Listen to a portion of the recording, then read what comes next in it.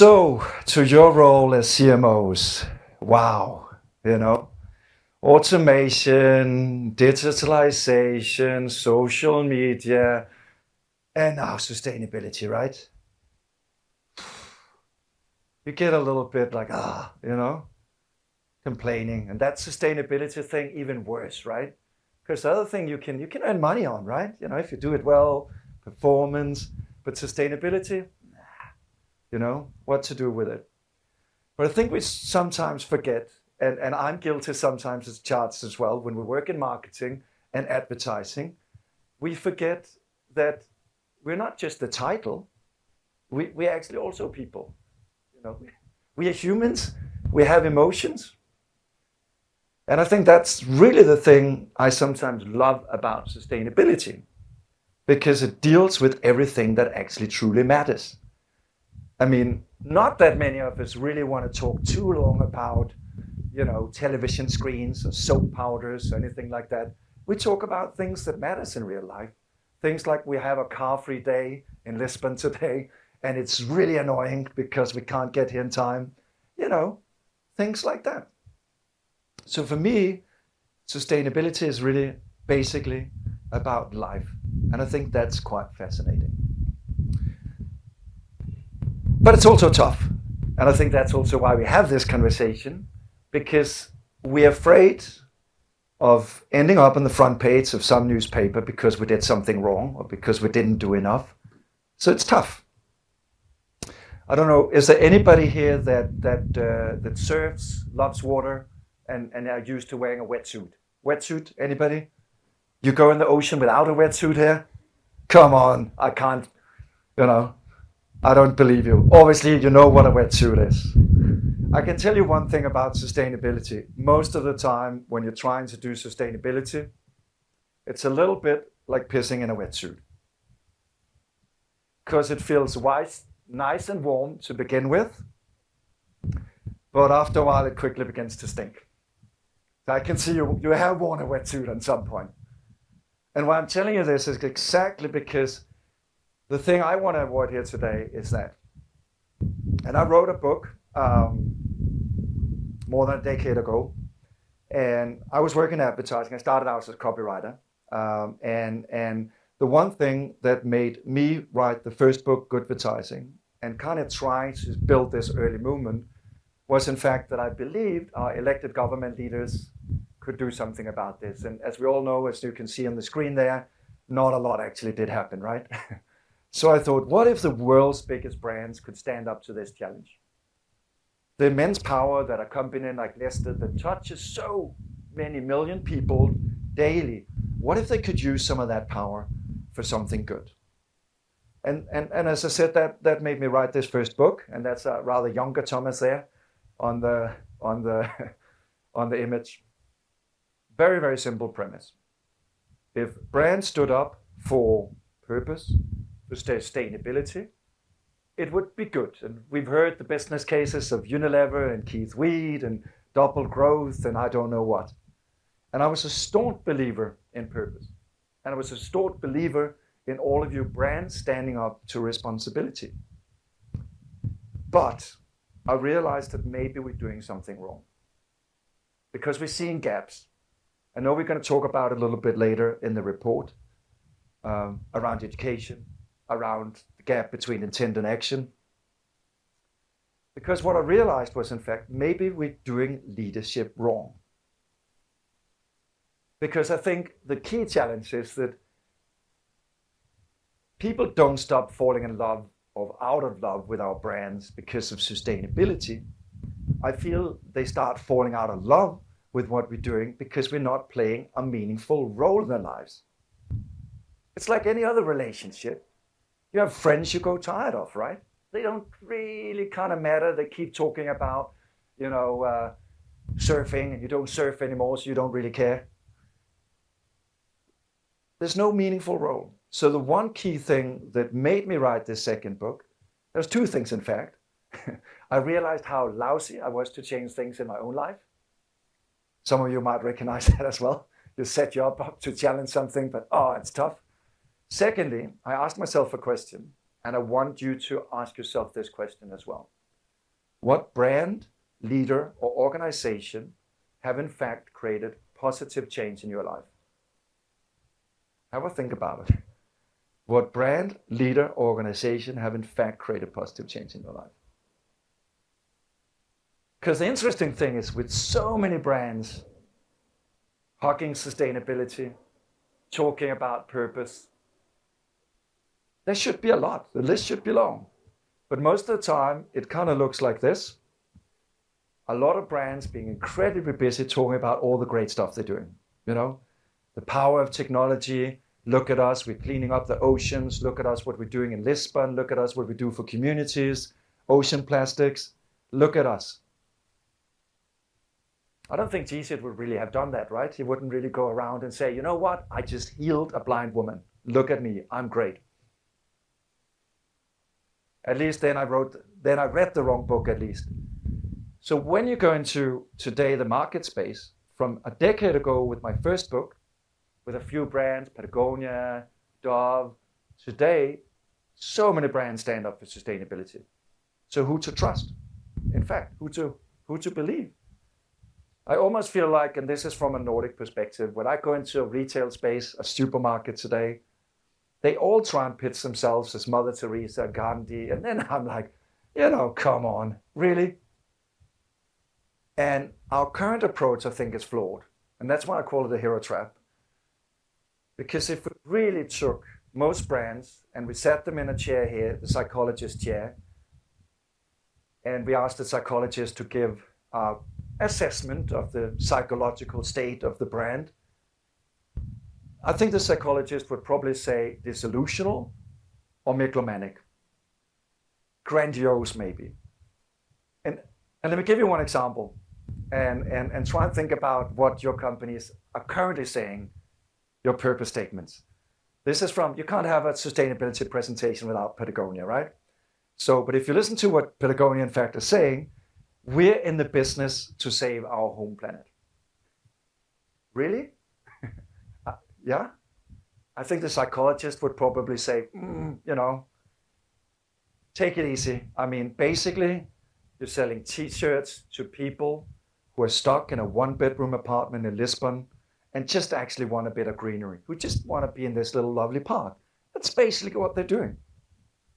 I'm not saying Patagonia is specifically wrong, because they can break the rules. They're the Tesla, they're the Apples. But from all of you to copy that and to go out and put yourself up on that hero's pedestal, somebody's going to criticize you. And I see that all the time. And it kind of seems a little bit like dad dancing. The harder you try, the kind of more you fail and the more ridiculous it looks, right? When you're kind of really trying to do it doesn't work like that. And I see leaders again and again and again, CEOs, go on stage. Usually they talked about things they knew about, golf and money. Now they suddenly talk about sustainable development goals, saving the planet, diversity. I mean, one of the brands in my book, I don't know if Volkswagen is here today, but don't take it ill. It's all the brands anyway. But here we have the CEO of Volkswagen. They were in my first book, and I think he's trying a dance move here, trying to push to the roof. Advertiser, obviously talking about the great commitments, great strides they do within climate. But obviously, we all know, hey, wait a moment, aren't you the guys from Dieselgate? We don't believe them, because they put themselves up for failure. And if you look at the stats, I think it's a disappointing thing that a decade ago, I sort of had a bit of optimism. I know there's a lot of people hating you guys out there, but there are also people who said, wait a moment. Brands can be part of the solution. Have as meaningful brands. A lot of these guys, 78, 88%, actually had genuine trust in you. Today, it kind of looks a little bit more disappointing, because it seems the more we talk about it, the more critical and skeptical people are becoming. I don't know if that's something you feel as well, but it seems like young people keep having this thought, maybe they're just doing it for the money. So I think something must be wrong.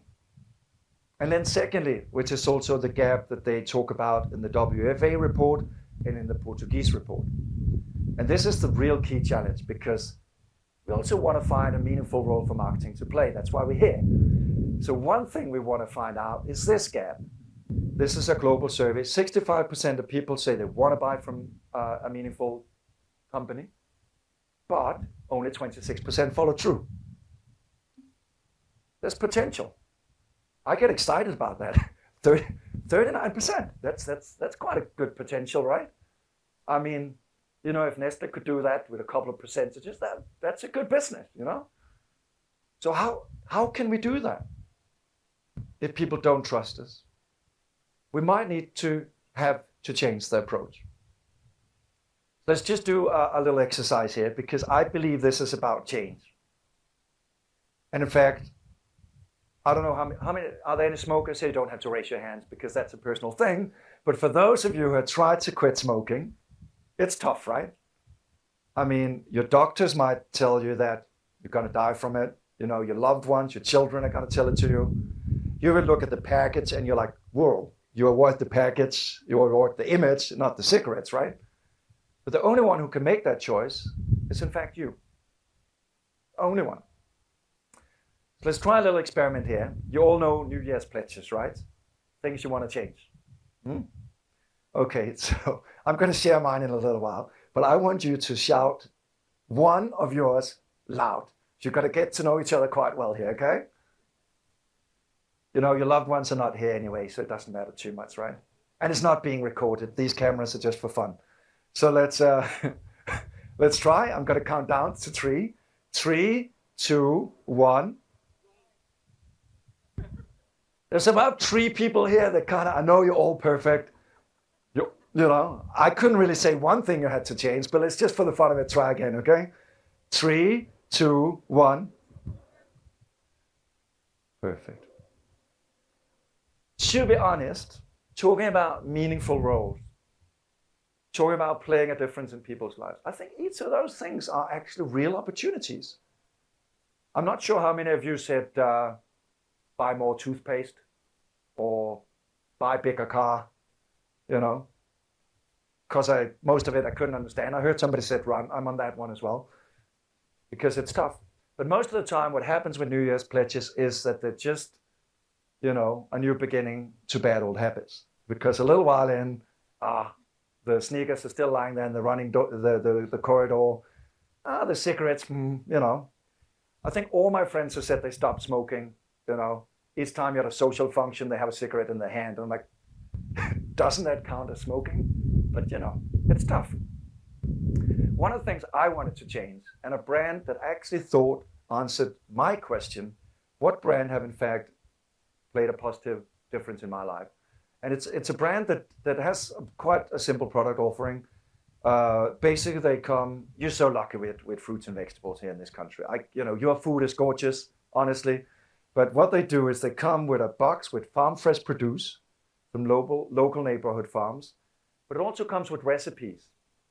So they slowly teach me to make plant-based food because I wanted to eat a bit more plant-based. And probably not a lot of you are very familiar with Danish food. And I promise you, keep it that way, unless you have money enough to go to Noma. But because I grew up with overboiled potatoes, salty broccoli, and pork meat that was probably as good as this white shoe sole here, unedible. So obviously, this company was on a mission to create change in my life. But also, quite interestingly, when I spoke with the CEO and the founder of the company, he didn't go out on a big hardcore mission and say, we're going to convert the whole world to plant-based eating. He talked about Earth connection and a thing that I had to discover for myself. It was a journey, the company and I together. And obviously, when I'm successful in creating a nice, lovely vegan pie, I share it on social. Nobody's paying me for it. I do that gladly. Obviously, with change, most of the time, it probably looks a little bit like this. But why I'm sharing this story is, in fact, to say, how do we build authenticity right now? We know that every brand is sort of claiming to be a hero and standing up for sustainability. And we have a relationship thing we need to fix, right? So I recently broke up with my girlfriend, and that's a true story, unfortunately. But for anybody we've all been there at some point, right? So in the beginning, when you try to fix a relationship, you start saying good stuff. Like brands start to say good stuff. Look at us, 10% less plastic or whatever it might be. You're saying, I'm saying things like I promise to put down the toilet seat. That's, or trying to remember to say I love her, After a while, it doesn't work anymore, So you start doing stuff. And I think a lot of you are quite far, or hopefully far on that journey of doing stuff. Maybe you're thinking, maybe we should do something about our packaging. Maybe that's not a good idea if we committed to this. What I would do, I would probably now start remembering to put down that toilet seat. Or I would start to give her a little hug. And, it sort of works out. But after a while, that doesn't really seem to be repairing the relationship either. Because saying and doing might not be enough. So then the key thing that really changes this is, how do I actually, in fact, make her feel? Do I make her feel loved? That she gets inspired? That she's growing? And it's exactly the same thing if we watch how brands are evolving. Because in the very, very beginning, with my first book, Advertising, it took at the societal difference. Talking about all the great stuff a company was doing. But when everybody's doing that, how can I know the difference? And that's the key question for me, is not the values or the navel-gazing, why do we exist as a company? But it's actually really, who can you help people become? How can you make people out there, don't call them consumers, but people out there like you and us, feel that you're actually on a mission to make a difference? Like the plant-based stuff. Maybe can feel healthier maybe, or more connected, or whatever it might be. So it's a really fundamental change in leadership. And I know I did the mistake in the beginning myself with the first book, pitching the brand as the hero. Saying, oh, we're going to change the world. And it's tough, because you'll fail. Look at diversity. It changes all the time. What was good enough 2 years ago is far from good enough today. So it's a moving target. Rather try and put people at the center and say, you're in fact the change agents, because you're the only ones who can create change. So with interviews with lots of leaders and different brands, big brands like P&G to small brands, challenger brands, I looked at a model, because how can we create the meaningful connection? So I created a model called the Arrow that was inspired by psychotherapy and coaching, because both disciplines are goal-oriented. We have the mission with the 39%, right? So it asks four fundamental questions. The first one is obviously, what is it that you do? So that might be, a car, a laptop, or whatever it might be. How are you unique in delivering that product or service? Maybe you have Portuguese heritage that for some of the other competitors they don't have, or whatever it is makes you unique. But the third and more important question is, in fact, who can you help people become? What's the role? What's the meaningful role they actually want to play? And lastly, when do you enable this change? So that can be an imperative. That can be a call for action. For IKEA, for example, it's every day. They're on an everyday action to push people towards more sustainable living. The outcome of this, I don't call a purpose. And I know now it becomes, but I wanted to call it something else. Because I think purpose was maybe a word that's too good for its own good. Because it focuses on you. So I call it a transformative promise. Because in fact, it's a promise to all of us about a change that you want to create in our lives. Because also, if you listen to most of the purpose statements out there, do good for people and planet, better tomorrow. Imagine you wake up and over your bed you have do good for people and planet. I don't know what exact thing you're going to do today when you wake up with that message. Maybe you're going to join the car-free day and then you felt, yeah, that's fine, It's not operational. How are we going to rally our organizations around do good for people and planet? It's pretty broad. Let me give you one good example of a company that I think nailed this. It's a health insurance company called Discovery. And what they promise people is to incentivize people to live healthier. I like that, because if I work at a Discovery, I can relate to that. It's life focused, and if I'm accustomed there, I get it. And by having this very, very stringent focus, they're one of the most innovative health insurance companies in the world. This wind is getting interesting. That's a good thing about having curls, in fact, no matter what really seems to be happening, they're just stuck up there, I wonder if L'Oreal is here. They created a program called Vitality. So basically it's like a reward program, and I'm sure quite a few of you have reward programs because you want to keep your customers close, engage them on a digital platform.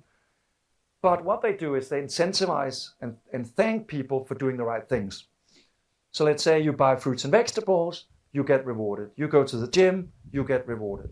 And by doing that, they've been very, very successful at motivating people. The people who take part in this program, compared to others, and they did a big survey, 200,000 people, they've actually successfully nudged people to exercise 5.2 days more per month. I would be quite happy about that. I'm sure with your running pledge, you would actually be quite happy if you made it out 5.2 days more. So maybe that's a little secret sauce to the 39%. Maybe if we start talking less about ourselves and start motivating people, we can be successful. So I wanted to compare this on what we all know, commercials, because we can relate to that. So I took 4 purposeful commercial, pitching the brand as the hero, with 4 transformative commercial pitching all of us as the agents of change. The first one was aired during Super Bowl, so obviously quite a heavy investment, I still dream about that marketing budget. I'm sure some of you do as well, right? For like a little wagon with a horse and a dog kind of riding through some cornfields. But anyway, you don't have to see it, the commercial, to get it. Obviously, Budweiser says, another thing that we hear a lot, this Bud's for better tomorrow, another better tomorrow or something. Obviously talking about how their beer is brewed by either powered by wind energy or offset.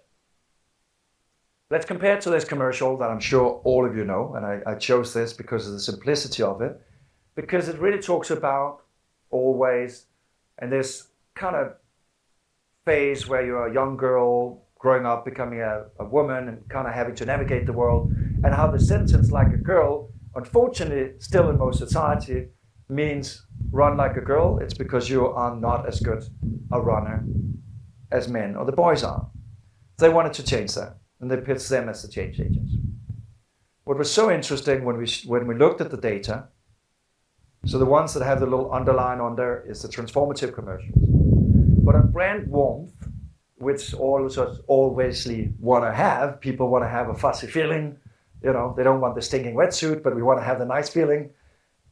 All of them had that, obviously because they've been tested before they aired. So on competence, I was actually quite nervous because I thought, what happens when the brand is not talking about itself and its product, like always? People actually still look at it as a competent brand. And again, maybe not so strange.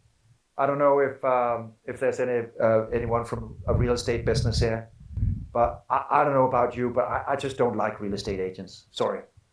I don't know how you feel about that.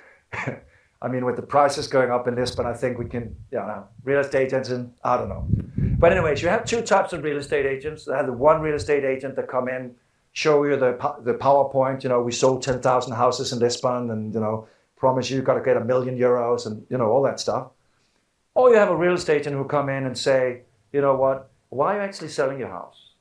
Where do you want to move to? What's the sort of things that makes you tick? 2 different approaches. And again, who's most competent? But the last thing, which is the most important in this case, is people are on average 29.6% more motivated by the transformative approach. And even more interestingly, when we look at people's willingness to pay a premium price, the number are 29.4%. So I think that actually delivers on finding a meaningful role to play. Because with the brand I showed you earlier, Årstider, the seasons, it's quite a lot of competition going on right now. But I kind of feel like, hey, wait a moment, they were the guys that taught me to cook. So I'm not going to change the brand. I'm not as, price sensitive. And so we also have to touch on another thing, because we've all been through this Corona thing. We have to talk about it, sorry. Now we just forgot about it for 3 minutes, and now we have to talk about it. But because I know that all around us, and your sustainability people back home, they're like, oh, marketing, advertising, it's just consumption, right? So we feel guilty about the job we're doing. But in fact, I think there's something even more interesting at play, because if we look at the pandemic, we actually realized that the best things in life aren't things. It was like suddenly some of us started doing sourdough breads, right? I mean, if you look at YouTube, the amount of people who Googled sourdough breads, impressive. I don't know how many of you did actually bake something during COVID? Hands up. A few of you, yeah? See? I'm still a horrible guy at baking. I just don't have the measurements and the patience. I rather want to freestyle in the kitchen. But anyways, the good thing is, in fact, that there's so many things and so many roles brands can do. So many things that brands can help people achieve, open our eyes towards. And in fact, if we look at retail today and why stores are closing, I think it's because why should I go down in that store? I really have no excuse. I have to wait in a line. Maybe they have the thing they want, maybe they don't. Maybe the service is nice, maybe it's don't. It kind of looks like a communist store display still. You go down and you look at vacuum cleaners like that, We've all seen it from the kind of communist store windows. But what happened if you actually help people? If you learned them something new, if you gave them something new? One of the brands I interviewed, which is a challenger brand, it's a sports retailer called Respect Your Universe. Started in Canada, and now it's in the US as well. So Respect Your Universe, I think, found quite a nice little meaningful role to play. Because, I don't know, is paddleboard a big thing right now in Portugal? Paddleboard, yeah, picking up, right? Yeah. So I wanted to try that out, but you go down in your usual sports retailer and you're being met by this extremely fit guy that knows everything about paddleboarding, and you feel a little bit intimidated, right? It's not like the most welcoming beginning to a sport. I feel ridiculous, right? Too long arms and legs and stuff. So what Respect Your Universe found out was, what if they are there no matter what people's goals are in life and sport? And they really deliver on that in a very smart way, because when you go in there, ordinary people are working there. They also try to open up their store for other stuff than just selling. So let's say you're interested in kickboxing. It could be kickboxing, who knows. And if you invite enough people from your community into the store and enough people say yes, you can borrow the store for free for a nice little kickboxing class. It's a nice way of opening up your store environment. Secondly, if you actually had a goal that you wanted to lose weight and you're successful and you can't fit your pants after a year, you can turn them in for free. It's a nice little offering. So I'm going to show you a little model here. And I know this, for those of you who have teenagers, I know Manuela have a son that's now in the 20s. But you remember having teenagers, all of us, right? But I think most of the time having teenagers, at some point, they just are, mom and dad, please let me go. I kind of know how this works, I'm a grown-up adult, even though they still do mistakes. They feel like that. And I feel it's the same with marketing, in fact, that we keep hawking the consumers and want to decide everything for them. We, in fact, don't respect them. And again, think about leadership. The worst way you can treat people is if you come to people and say, do this report, I decide everything, this is what you need to write, just finish it. Nobody likes that. So how can we, in our marketing, simulate also the smaller brands? Because the smaller brands are more human, they're more adaptable. On Instagram, I can write them and I can say, I like these shoes, but I want them in black. They'll write back to me, yeah, we can do that. Might cost you a little bit extra. But most of us have a very, very uniform business model. So this is a model called the wheel, and basically the idea is the further out you go, the more control you give to all of us. But also the more engaged I am, because I have a say. So let's take IKEA, and I think all of us can agree that IKEA is famous for breaking up couples. Yeah? Notorious for breaking up couples. We've all been in the labyrinth and gotten into an argument, right?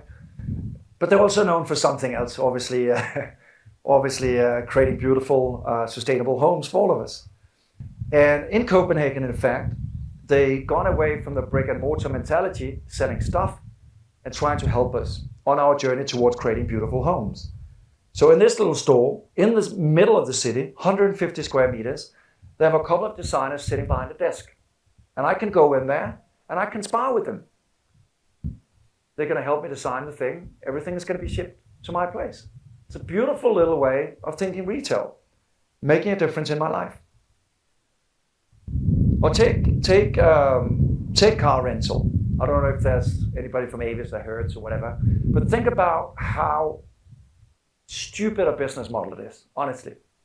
You know, if I want to rent a car in Copenhagen, I have to get up on my bicycle, I have to drive down there, wait in line, sign a lot of papers, pick up the car, go for my little drive, fuel the car when going back if I can find the gas station anyway, you know, all that stuff. It's not on my terms. It's really not on my terms. Take phone companies again. I just moved a place in Copenhagen, and so I wanted to cancel my broadband internet connection. It's a fair request. I'm not there anymore. So obviously I write the guys, and in the contract it says 3 months binding period. I'm like, really? I mean, again, if now it was in fact my girlfriend who broke up with me, but you know, then I could tell her, yeah, you broke up, but I have a 3-month binding period, honey. So you better come to Portugal with me. No bailing out. So how can we do business on people's terms? Honestly, open up for their creativity. In Denmark now we have luckily a program called Drive Now. I open the car with the app. I leave it wherever I want. We all know it. Or take campaigning, in fact. Most of us do campaigns that doesn't really involve people. We talk about engagement, but all we do in our campaigns is to talk about ourselves. If we take it's an outdoor retailer in the US. They sell things like Patagonia. Their customers obviously have a very clear about, or have a very clear about the role they want to play in people's lives, because people love this stuff. They love this part. So on Black Friday, they didn't want people to go and shop. They said to people, opt outside. And they got everyone involved in this. Because I wanted to showcase that I was not the one that went into El Corte Inglés, but I actually went into this beautiful park. And by doing that, they weren't really limited by traditional marketing resources, because they put in people's hands to do whatever they want within a limitation. And they moved from 1.4 million people to 15 million people in 4 years.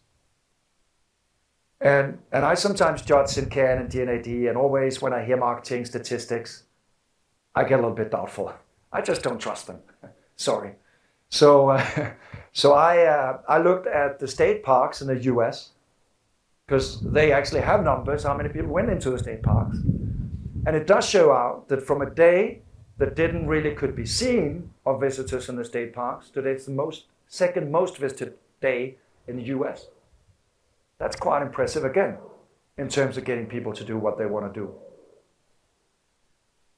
So I think we really have an amazing opportunity around sustainability, around these things. We know young people want to live more sustainable lives.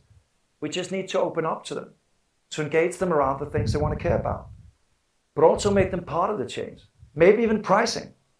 I mean, so often the one thing in the wheel that was tough, can we actually make people decide the price, how much they want to pay? I found a few examples. For example, Star Lines that TAB is also part of. Right now, if you want to upgrade to business class, you can actually bet for how much you want to pay for it. I think that's actually quite a nice way of doing it. Because if I'm flying from Portugal to New York, it's a day flight. Don't really want to pay too much for that. But on the way back, I want the beautiful flatbed and the cushions and the duvet, so I want to pay more. Or when Corona happened, obviously we transformed because I couldn't be on the States with all of you. I'm happy that I'm here today with the beautiful sun. But so we started doing webinars. And in the beginning, we put a price on it with some discount codes and all that stuff. And after a while, everybody did webinars, and it was very tough to sell. But I thought, hey, wait a moment, I forgot to take my own medicine. So what we ended up doing was we explained people that pay as you want, honestly. So at $0, we just explained people that if they kept paying $0, we can't keep doing it. At 39, we turn a low profit. At 69, we turn more.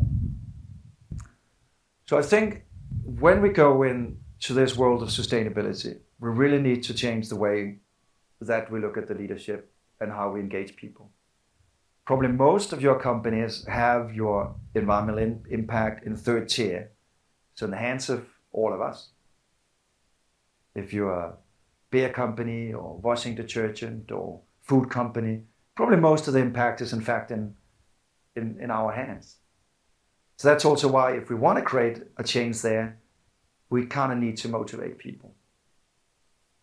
And secondly, I think it's also about what great leadership is. The question I asked you in the beginning, with all these purposeful brands, how come we not have that many answers to the question? I think great leadership is really about people that makes us achieve amazing things, that makes us grow, that inspires us. On the relationship fixing exercise that I talked about, really, who can you help people become? It's not about why you're important in this world. It's really about how we motivate people. And also because one thing is obviously we want to figure out the intent action gap. We want to figure out how we do this authentically. So we talked about that. It's in your hands to fix that. And I think we can fix it if we take another approach. Secondly, there's also another thing. There's also the crisis we're in, which is in fact looking worse and worse, unfortunately. If you want to have some really depressing reading on a Sunday, read the book, The Great Acceleration, because it really depicts how our planetary systems, our social systems are near collapse. So we need to get people to act. And I still think brands can do this. I still think you have a wonderful connection, hopefully, with people. I think we just need to do it in a different way. I know I started with an image of Jesus, quite provokingly. So let's end with one as well. Because I think, honestly, if we want to change the world, it needs to begin with us. So don't pitch yourself as the hero, but actually turn each and every one of us into the heroes of our own lives. And then I actually do think that we can create change as marketeers.